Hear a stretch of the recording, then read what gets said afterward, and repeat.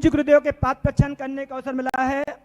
ब्रह्मचारी गौरव जैन अजमेर, गौरव जैन, जितेंद्र जैन, धीरज अभिषेक, अशोक नगर हथकरघा जो भैया लोग चलाते हैं, उन्हें आज पूज्य गुरुदेव को शास्त्र पाद प्रक्षालन करने का अवसर प्राप्त हुआ है। साथ ही साथ धन्य कुमार, सुप्रीत जैन, अरिमा जैन, बिलासपुर, उठा सब पीछे हो जाए, सारे लोग पीछे हो जाए। अब शास्त्रदान आज पूज्य गुरुदेव के कर कमलों में शास्त्रदान करने का अवसर प्राप्त हुआ है। श्री नित्य पूज्य गुरुदेव के कर कमलों में शास्त्रदान करने का अवसर प्राप्त हुआ है आपको। अनिल कुमार, चेतन कुमार, चलो भैया, नितिन जैन, बिलासपुर, आपको शास्त्रदान करने का अवसर प्राप्त हुआ है।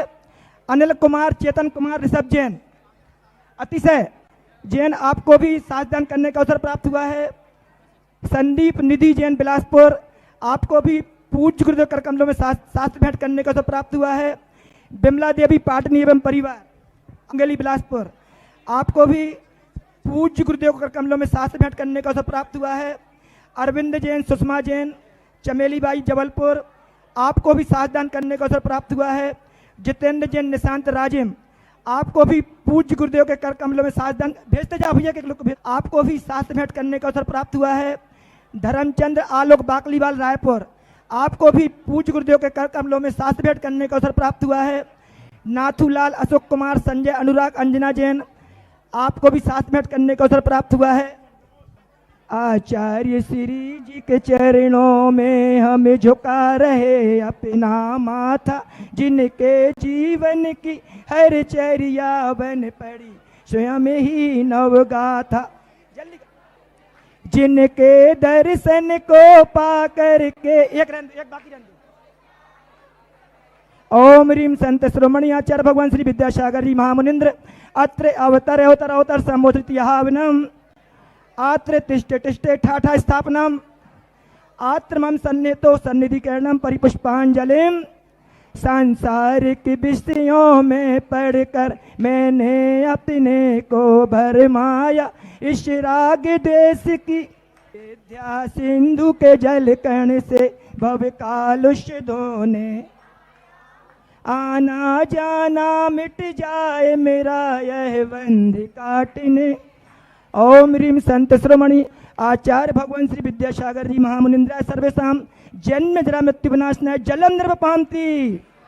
क्रोधे अनल में जल जल कर अपना सर्वस्व लुटा, निज शांत स्वरूप न जान सका जीवन भर इसे, चंदन सम शीतलता पाने।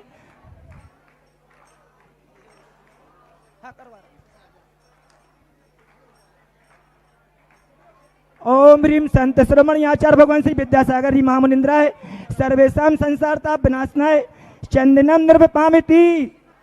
अपने तो केवल सपने थे, आचार्य भगवान श्री विद्यासागर जी महामुनिंद्राय सर्वेषां अक्षपद प्राप्त अक्षिता निर्वपामती।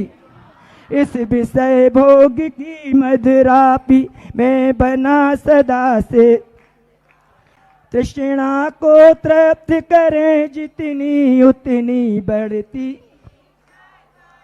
मैं काम भाव विध्वंस है तुमन सुमन चढ़ाने, यह मदन विजय।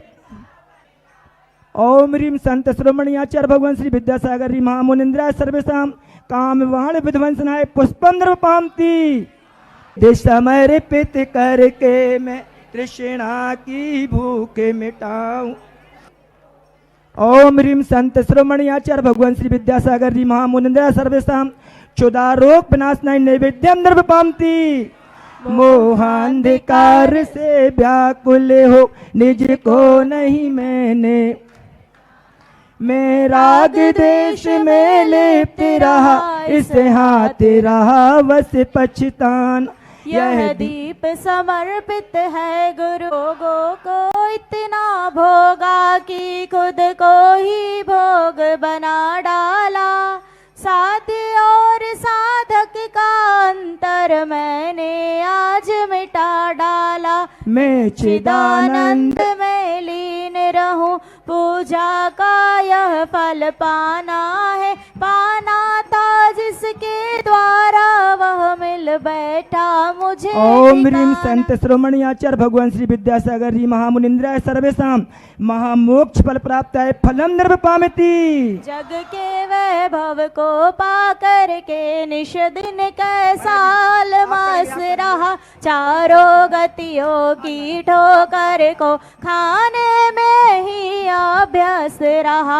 मैं हूँ स्वतंत्र ज्ञाता दृष्टा, मेरा पर से ज्ञान आता है, कैसे अनर्ग पद पा जाऊं यह भक्त भावना भाता है। ओम ह्रीं संत श्रोमणी आचार्य भगवान श्री विद्यासागर जी महामुनिंद्राय अनर्प प्राप्त है अर्घ्यम निर्वपामिति। भावों की निर्मल सरता में अवगाहन करने आया हूँ, सबका सारा दुख दर्द हरो यह अर्घ भेटने आया हूँ। हे तपो मूर्ति हे आराधक हे योगीश्वर हे महासंत, है भक्त भावना देख सके युग युग तक आगाम। ओम रोमाचार्य परमेश्वरी गुरुदेव विद्यासागर जी मुनिंद्राय जय माला पूर्णार्घम निरुपामिति। जय बोलो संत नमो सिद्धाणम नमो आयर्याणम नमो उवज्झायाणम नमो लोए सभ्यसाहूणम। 24 शंकर भगवंतों की गुरु नाम गुरु आचार्य ज्ञान सागर जी महाराज की, मूक माटी रचयिता आचार्य परमेश्वरी गुरुदेव की, पूज्य मुनि श्री चंद्रप्रभा राम सागर जी महाराज की। सूरज चांद छिपे निकले ऋतु फिर कर आवे, और प्यारी आयु ऐसी बीते पता नहीं पावे। ये पंक्ति हम सभी लोग 12 भाव में पढ़ते हैं, और प्रकृति का नियम ही है कि पतझड़ का मौसम आता है, बसंत ऋतु आती है, और फिर उसमें नए पत्ते और नयापन आ जाता है। प्रतिदिन सूर्य डूबता है और प्रतिदिन सूर्य ऊँग भी आता है दूसरे दिन। लेकिन आयु एक ऐसी वस्तु है कि जो कि एक बार निकल जाती है, दोबारा वापस लौट करके नहीं आती है। जब कल पौड़ी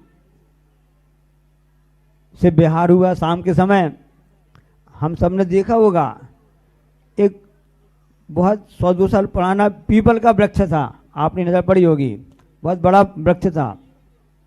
उस वृक्ष में नए नए पत्ते आ गए थे, सुआपंखी रंग के, हरे रंग के सुआपंखी रंग के, एकदम नीट एंड क्लीन, एकदम साफ सुथरे, बहुत अच्छे आ रहे थे। ऐसा लगता था उस वृक्ष ने नई चादर ओढ़ के रखी हो, एकदम नया दिख रहा था। प्रकृति में नवीनीकरण चल रहा है।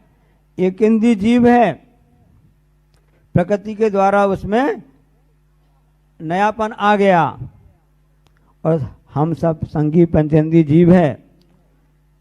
हम कृत्रिम रूप से नयापन लाना चाहते हैं, चाहे बाईपास सर्जरी हो अथवा कोई भी और भी कोई प्रकार हो सकते हो। तो इनके द्वारा हम नयापन लेना चाहते हैं, लेकिन इसमें ऐसा नयापन नहीं आता है। समय आने पर सबका शरीर तो अपने आप मुरझाने लगता है, झुर्रियाँ पड़ने लगती हैं। ये प्रकृति का है। प्रकृति में जो एक इंद्रिय आदि जीते हैं, उन सब में नयापन आ रहा है, क्योंकि वे प्रकृति में जीते हैं, प्रकृति के हिसाब से ही वो रहते हैं, नेचुरल रहते हैं। क्योंकि उस वृक्ष ने तपस्या की है, गर्मी को झेला है, ठंडी को झेला है, पानी की बूंदों को उसने अपने ऊपर सहन किया है। इसलिए आचार्य महाराज जी ने ये पंक्तियां लिखी ना, आपने पढ़ी भी होंगी ना।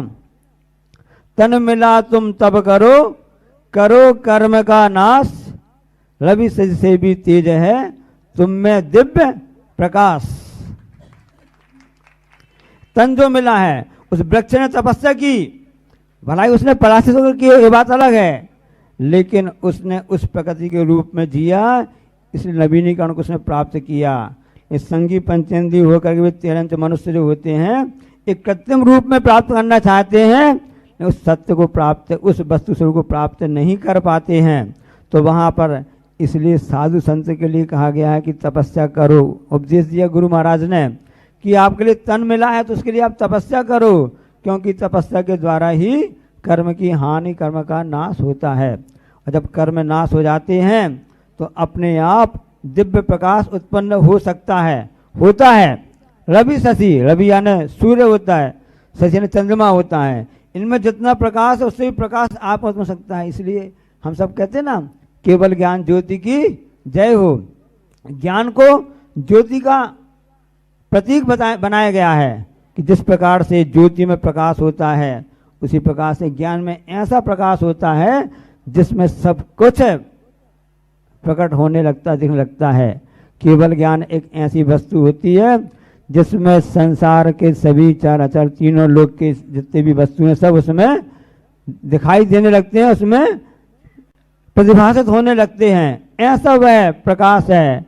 ऐसे मनुष्य बस में ही ताकत और किसी में नहीं है। इतनी दुर्लभता से मनुष्य जन्म प्राप्त हुआ है और इसको हम किस तरह से विषय कसायों में नष्ट करते जा रहे हैं उसका एहसास नहीं है। परीक्षा का समय चल रहा है, पेड़ परीक्षा देता है, तब कहीं जाकर के उसने नवीनीकरण को प्राप्त किया है। और मार्च का महीना परीक्षा का कहलाता है, चाहे पहली कक्षा हो, 12वीं कक्षा हो या कॉलेज की हो और सीए हो, जो भी परीक्षा होती हैं चल रही होती हैं, प्रारंभ होने वाली मार्च की परीक्षा का समय होता है। हम सबके साथ परीक्षा ही चल रही है। पूरे तीनों लोग तो परीक्षा भवन है, एग्जामिनेशन हॉल है। कैसे हाल है समझ में नहीं आया, हम आपको समझाते हैं। ये पूरा 3 लोग है वो परीक्षा भवन है। उत्तर, हम सबका जीवन तो उत्तर पुस्तिका के समान है। प्रश्न पत्र बांटा जा चुका है, सबको प्रश्न पत्र मिल चुका है। अब हम सबको उसमें उसके उत्तर लिखना है। तब करो करो कर्म का नाश, ये मुख्य इसमें है। अब किस प्रकार से किया जावे। परीक्षा चालू हो गई है, 1 घंटा हो गया, 1 घंटा हो गया, घंटी बज गई। जैसे कि ट्रेन आती है ना स्टेशन में, पहली घंटी बजी, ट्रेन आने वाली है, फिर दूसरी घंटी बजी, पास में आ गई है, लाख हो गई है, तीसरी घंटी बजती है कि स्टेशन पर अब पहुंचने वाली है। इसी प्रकार से आज कौन सी तारीख है, 12, 1 और 2 3 लोग की बात चल रही है और 3 घंटे की बात चल रही है। हम आपको रहस्य बता रहे हैं। पहला घंटा बज गया, कुछ भी नहीं लिख पाए, ये कैसे हो गया। उत्तर पुस्तिका मिली हमको और खाली की खाली कुछ भी नहीं लिख पाए। मेरा जीवन कोरा कागज कोरा ही, क्योंकि पहला घंटा जब तक बच पाए, 1 घंटा निकला, वो पहला घंटा किसका था, बचपन का था। बालपने में ज्ञान न लहो, और वो पहला घंटा निकल गया और हमारा कागज उत्तर पुस्तिका ना आंसर शीट कोरी की कोरी रह गई, ज्ञान नहीं था। हम कहते कि हम 8 साल के हो गए, 10 साल के हो गए। यहाँ तक कि कई बार ऐसा होता है कि पिताजी बच्चे को, बेटे को डांटते हैं, बुजुर्ग पिताजी हो गए कि तुम बेटे के बाप भी बन गए हो तभी तुमको अकल नहीं आई। तो वो बेटा कहता है, जिसके बच्चे भी हो चुके हैं, कि पिताजी सामने तो हम बेटे ही रहेंगे, बचपना अभी तक तो बचपना गया नहीं, अब तो समझदारी होना चाहिए।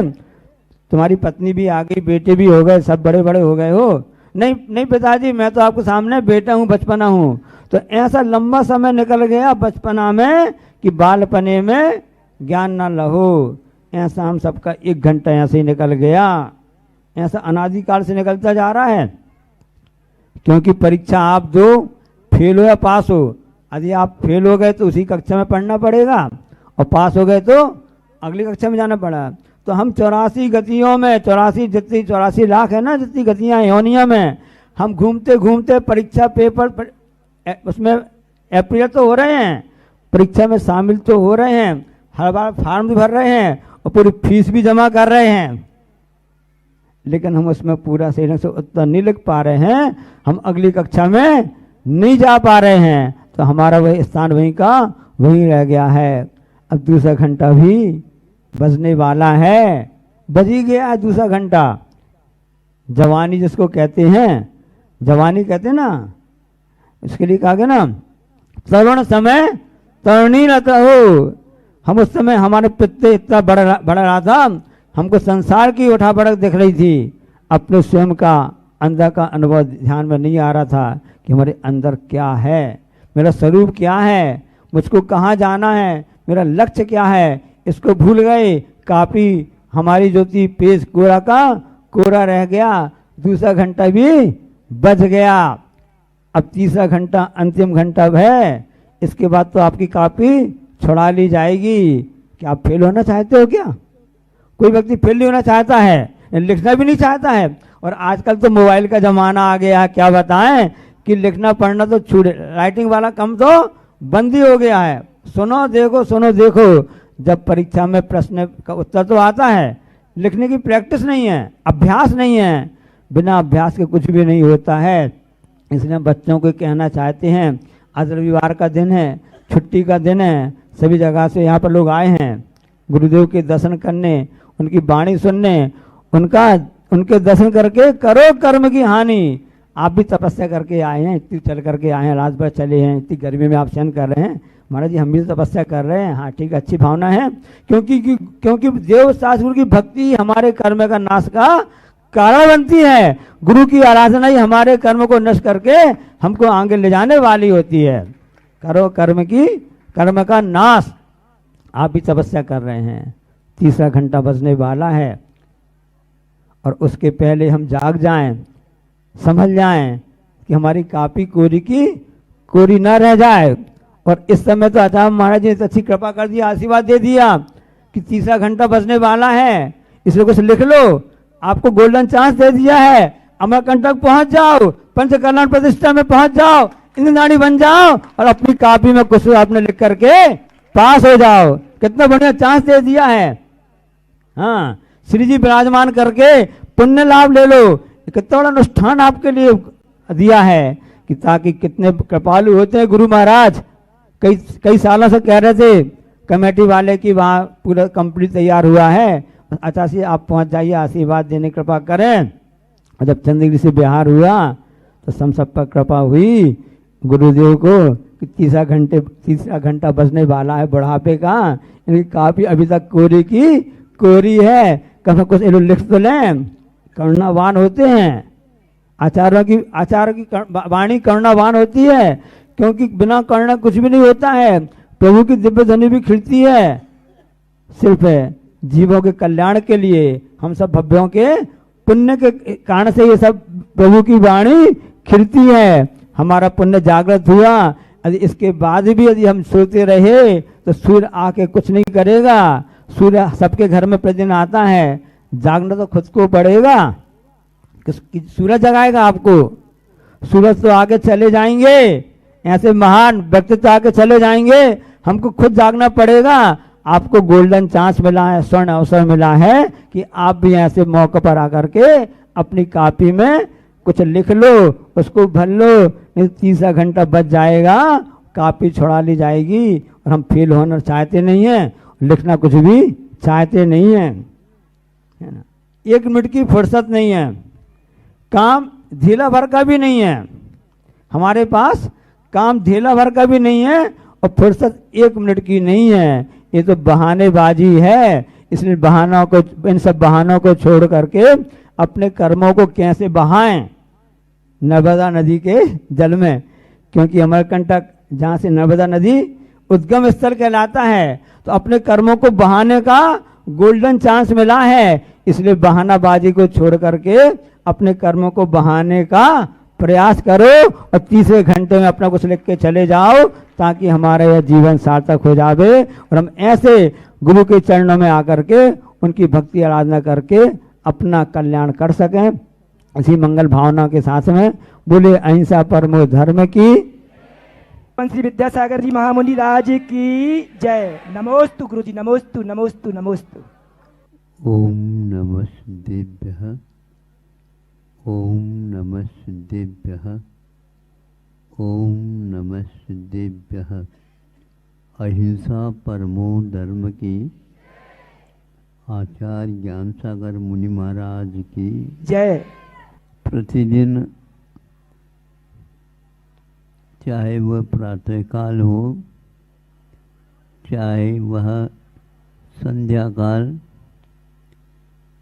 हमें विहार के काल में विद्यालयों का संपर्क मिलता है।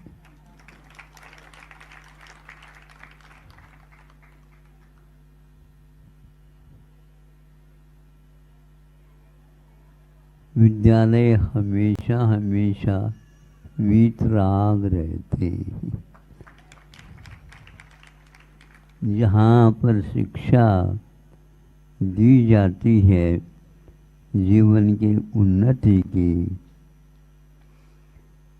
जीवन उन्नत बनता है शिक्षा के माध्यम से और आत्मा की सेवा होती उससे, चिकित्सा करने से। हमारी बारीकी के साथ जो कोई भी रोग है या बड़े बड़े हैं, उन सब की चिकित्सा शिक्षा के बिना संभव नहीं होती। विकृति का ज्ञान करना और प्रकृति की ओर उस जीवन को ले जाना एक बहुत महत्वपूर्ण कार्य है। कुछ लोग अपने जीवन को खाने पीने ऐश आराम करने के लिए निकाल लेते हैं, किंतु अगले जीवन के बारे में जब सोचते हैं, उनके लिए न एक पेपर है, न दो पेपर है, न 3 पेपर है। वहाँ पर तो कुछ है ही नहीं। खाली हाथ में जब देखता है कि मेरा हाथ खाली क्यों है, आपने कुछ काम किया हो तो बताओ। इसलिए बच्चों को ये सिखाना चाहिए। विद्यालय देखता हूँ तो वहाँ पर कुछ चित्र भी होते हैं। आज के चित्रों में बहुत परिवर्तन आ गया है। कोई भी चित्र देखते हैं, उसके रूप रंग, उसके ऊपर का, भीतर का, बीच का कोई भी व्यवस्थित चित्र नहीं दिखता हमें। वह उसको कार्टून बोलते हैं और हम तो कहते हैं इसको विकलांग है। विकलांग का अर्थ होता है अंग तो रहता है किंतु काम में नहीं आता, उसका नाम विकलांग है। चित्र को देखते हैं तो यही है। इसी प्रकार गीत को सुनते हैं तो उसके सारे स्वर उड़ गए हैं, व्यंजन समाप्त हो गए हैं, बोल वहाँ पर कोई बोल नहीं है, केवल ढोल मात्र रह गया है। ऐसी शिक्षा को देख करके ये इस शिक्षा संस्था को एक प्रकार के संचालित करने में एक प्रतिभा लगी है, जो संजय कटंगा हैं, वह पनागर के हैं और अविवाहित बाल ब्रह्मचारी हैं। तो वह उसको कहा हमने कि बार बार बच्चों को शिक्षा का मतलब एक प्रकार से 5 इंद्रियों के द्वारा देखने के में जो न आए और मन के माध्यम से जिसको हासिल किया जाए, उसका नाम शिक्षा है। आँखों के द्वारा रूप को देखा जाता है, कान के द्वारा स्वर सुनाया जाता है और घ्राणा के द्वारा एक प्रकार से सुगंधी दुगंधी का ज्ञान होता है। आदि आदि स्पर्श के माध्यम से 8 प्रकार के स्पर्श का बोध होता है। रसनेन्द्र के द्वारा भी इसी प्रकार का बोध होता है, किंतु शिक्षा के द्वारा क्या होता है, तो अंतर जगत में क्या क्या वैभव पड़ा है उसका बोध मात्र शिक्षा के माध्यम से होता है। शिक्षक और शिक्षिकाएं विद्यार्थियों को, छात्राओं को, छात्रों को यह रहस्य देते हैं।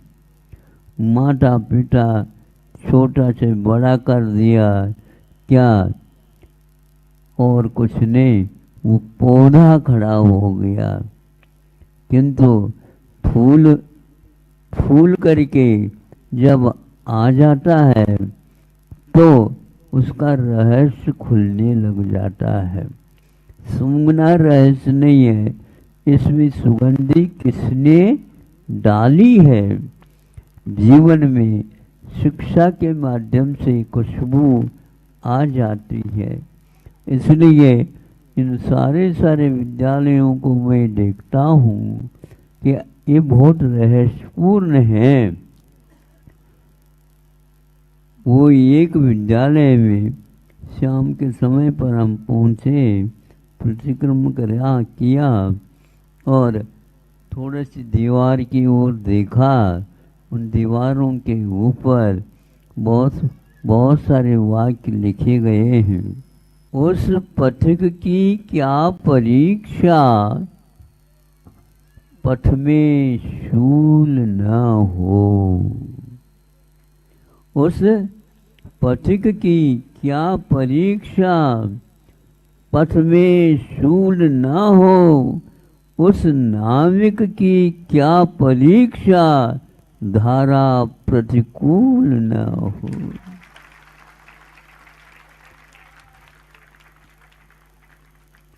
शिक्षा बड़ा अद्भुत है। ये क्या शिक्षा ले रहे हो? गुरुजी जो दे रहे हैं वो ले रहे हैं। आप अपने तरफ से कुछ नहीं, किंतु गुरु जो देते हैं वह एक प्रकार से जीवन के कठिनाई जो कोई भी जीवन में होती आती है उनको टक्कर देने की, उनको रोकने की अथवा उनको सहन करने की क्षमता देती है। उसका नाम गुरुओं के द्वारा दी हुई शिक्षा मानी जाती। इसलिए भारतीय संस्कृति के अनुसार यह इस विद्यालय का सर्वत्र नाम है। इस संस्था का सरस्वती है, शिशु मंदिर है, पालक का नहीं, बालक के मंदिर है। और इसके लिए शिक्षा दी जाती है 5 इंद्रियों का नहीं, किंतु मन के, दिल के, आत्मा का उद्धार कैसा हो, अंतर जगत में जो पड़ा है उसकी शिक्षा दी जाती है। इसलिए कठिनाइयों से विद्यार्थियों को कभी भी डरना नहीं चाहिए। ये तो परीक्षा है, और परीक्षा तो खाली मात्र सुनने से नहीं पास किया जाता, किंतु हम उसका मनन करेंगे, चिंतन करें और स्वीकार करें। इसी प्रकार संस्कृत में ये बोध वाक्य मिलते हैं कि विद्यार्थी चेत कुतः सुखम, सुखार्थी चेत कुतो विद्या। ये देखो, सुनो कि हम श्रम नहीं चाहते हैं, दुख को सहन करने की क्षमता नहीं रखते हैं, तो ये ध्यान रखो विद्या नहीं मिल सकेगी। और विद्या को यदि चाहते हैं तो कभी भी दुख का दुख अनुभव ही नहीं होता है। ऐसा ये काल है, ये पंचेंद्रिय के विषयों की ओर दौड़ धूप नहीं होती उनकी, किंतु गुरुजी जो देते हैं वह एक सब कुछ है। तो वहाँ जहाँ कहीं भी हासिल करके उसको परीक्षा में वह लिखता है, वह परीक्षा केवल परीक्षा नहीं है, जीवन में उतारने का नाम परीक्षा होती है। जीवन में यदि नहीं उतरता, तरने की बात, वह पार करने की बात यहीं की यहीं रह जाती है, कभी भी नहीं। आज तक हमें कई गुरु मिले, कई विद्यालय मिले, सब कुछ मिले, किंतु यह रहस्य नहीं खुला है। इसलिए आप अपने जीवन में सुगंधि का अनुभव करना चाहते हो। हाँ, आज हमें सुगंधि का अनुभव हो रहा है। कहाँ सुगंधि आ रही है आपको? अरे नाक से नहीं आती है वो, उसको तो एक प्रकार से अपने जीवन में जो उतारा है, तो औरों के जीवन में नहीं होने के कारण इधर उधर देख रहा है, लेकिन वह आंखें बंद करके उस सुगंधि का अनुभव करता रहता है और उन शब्दों के गूंज को वह अभी भी सुनता रहता है। जीवन के अंत में भी जो बचपन में दी हुई विद्या का वह रहस्य खुलता चला जाता है। देह से देहातीत होने के उपरांत भी वह पूर्व में जो दिए हुए गुरुओं के संकेत, ये उंगली दिखती रहती है उनको, यह उंगली दिखती रहती है और वह ऊपर का बोध ईश्वर का वह उसे होता रहता है। अब आप लोग समझ गए होंगे, यहाँ पर जो कार्टून लगे हैं, यहाँ पर ऐसे बोर्ड चित्र लिखे जा सकते हैं जिसको देख करके हम अंतरंग का भी कुछ पहचान कर सके। ये एक इसी प्रकार ऐसे गीत इन लोगों को सिखाओ जिसके द्वारा धारा प्रतिकूल न हो। उस नाविक की क्या परीक्षा और उस पथिक की क्या परीक्षा। पथ में शूल न हो, कष्ट सहिष्णुता बनिए, यही एकमात्र सार है। नहीं तो शिशु ही शिशकता रह जाएगा। विद्यालय विद्यालय रहेगा, इसका नाम विद्यालय नहीं, विद्या का आलय है, विद्या का आलय है। और यह यदि उद्देश्य नहीं है तो विद्या का लय है। लय मतलब समापन है। इसलिए आज विद्यालय में हम आए, नहीं तो अन्य तो स्कूल में आते जाते हैं। हमें स्कूल का अर्थ ज्ञात नहीं है। आप लोगों को विद्यालय का नाम भी सुनते हैं, लेकिन उसका अर्थ क्या है इसको भी बोध करो। यह सरस्वती शिशु मंदिर है, विद्यालय है। अहिंसा परमो धर्म की